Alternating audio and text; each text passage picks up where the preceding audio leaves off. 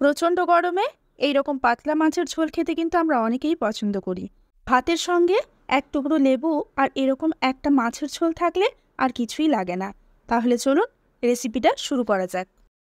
পমস কিচেনে আরও একবার সকলকে স্বাগত জানিয়ে শুরু করছি আজকের রেসিপি। প্রথমেই কড়াই বসিয়ে দিয়েছি, কড়াইটা গরম হয়ে এসছে। এখানে আমি বেশ কিছুটা পরিমাণ তেল দিয়ে দিলাম। তেলটা খুব ভালোভাবে গরম হোক। এদিকে দেখুন লম্বা লম্বা করে আলু, পেঁপে, কাঁচকলা কেটে রেখেছি। তেল খুব ভালোভাবে গরম হয়ে গেছে। এবার একে একে মাছের পিসগুলোকে আমি এই তেলের মধ্যে দিয়ে দেব।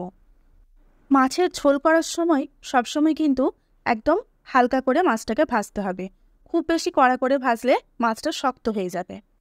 5 থেকে 7 মিনিট এরকম মাছগুলোকে ঠিক এইভাবে উল্টে পাল্টে আমি কিন্তু ভেজে নেব। সব মাছগুলোই আমি এভাবে ভেজে নেব। এবার চলুন মাছ ভাজা তেলেই দিয়ে দেবো 1/2 চামচ 5 ফোড়ন। তারপর কেটে রাখা আলু, পেঁপে, কাঁচকলা আমি দিয়ে দেব। 2 থেকে 3 মিনিট তেলের মধ্যে এই সবজিগুলোকে একটু ভেজে নেব। তারপর দিয়ে দেবো 1 চামচ লবণ এবং 1/2 চামচ হলুদ গুঁড়ো।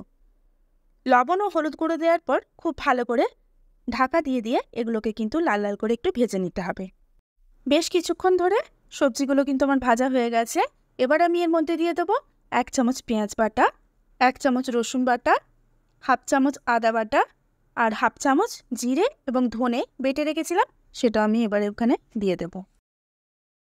আপনারা কিন্তু দেখতে পেলেন খুব কম পরিমাণ এখানে আমি মশলা ব্যবহার করেছি। কম মশলা দিয়েই কিন্তু এই পাতলা ঝোলটা খুবই টেস্টি খেতে হয়।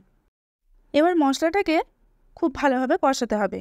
এর মধ্যে শুধু আমি একটা ছোট সাইজের টমেটো কেটে রেখেছিলাম, সেটা এখানে দিয়ে দিলাম। এবার অল্প একটু জল দিয়ে 7 থেকে 8 মিনিটের জন্য একটা ঢাকনা দিয়ে আমি ঢেকে দেব। 7 থেকে 8 মিনিট পর দেখুন ঢাকনা খুলে কষানো কিন্তু একদম রেডি। জল কিন্তু শুকিয়ে গেছে। এবার উষ্ণ গরম জল আমি এর মধ্যে দিয়ে দেব। বেশ অনেকটা পরিমাণ দিতে হবে যাতে সমস্ত সবজিগুলো খুব ভালোভাবে সেদ্ধ হয়। গরম জল দেওয়ার জন্য দেখুন খুব তাড়াতাড়ি কিন্তু ঝোলটা ফুটে উঠেছে। এবার একদম মিডিয়াম আঁচে রেখে দেব 20 মিনিট ঢাকা দিয়ে। 20 মিনিট হয়ে গেছে। দেখুন সবজিগুলো কিন্তু আমি কেটে কেটে দেখলাম খুব ভালোভাবে কিন্তু সেদ্ধ হয়ে গেছে। এবার মাছগুলো ভেজে রেখেছি সেগুলো এবার দিয়ে দেবো।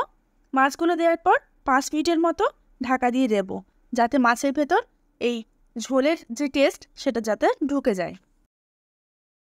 তারপর 5 মিনিট পর 1/2 চামচ গরম মশলা দিয়ে নামিয়ে নেব। তারপর গরম গরম ভাতের সাথে সার্ভ করব রুই মাছের পাতলা ঝোল। অবশ্যই আপনারা এটি বাড়িতে তৈরি করুন এবং আমাকে কমেন্ট করে জানান আমার এই রেসিপি আপনাদের কেমন লাগলো। আমার রেসিপি যদি ভালো লেগে থাকে তাহলে অবশ্যই লাইক, শেয়ার, কমেন্ট করবেন। আর আমার চ্যানেলে নতুন হয়ে থাকলে অবশ্যই চ্যানেলটিকে সাবস্ক্রাইব করবেন। সুস্থ থাকবেন, ভালো থাকবেন। আবারও দেখা হবে অন্য একটি রেসিপির সঙ্গে।